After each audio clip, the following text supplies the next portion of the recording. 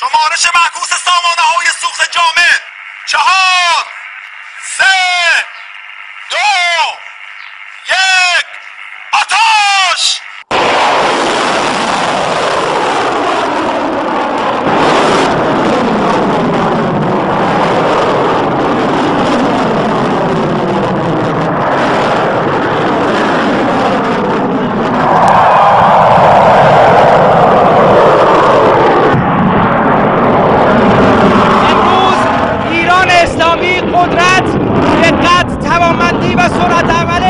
فرزندان سپاهی خود را در پاسداری از مرزها و ارزش‌های مقدسش به رخ جهانیان نشاند. پرتاب به شلیک همزمان 14 موشک هوشمند و دوربرد زمین به زمین.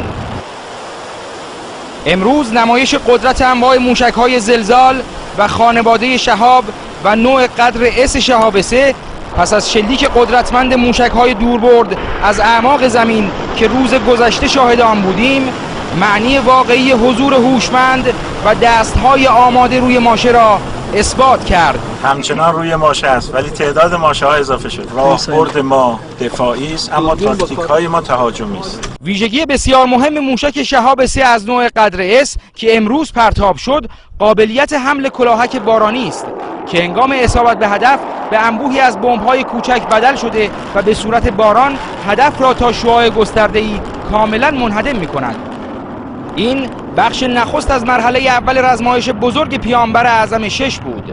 همینجا به ملت شریف ایران این قول رو ما میدیم که پشت سر مقام عظمای ولایت اجازه نمیدیم کوچکترین خدشه تهدیدی بر علیه این کشور شکل بگیره و اگر کسی هم بخواد جسارتی بکنه با پاسخهای مهلک و کوبنده انشالله جواب اونها رو خواهیم داد.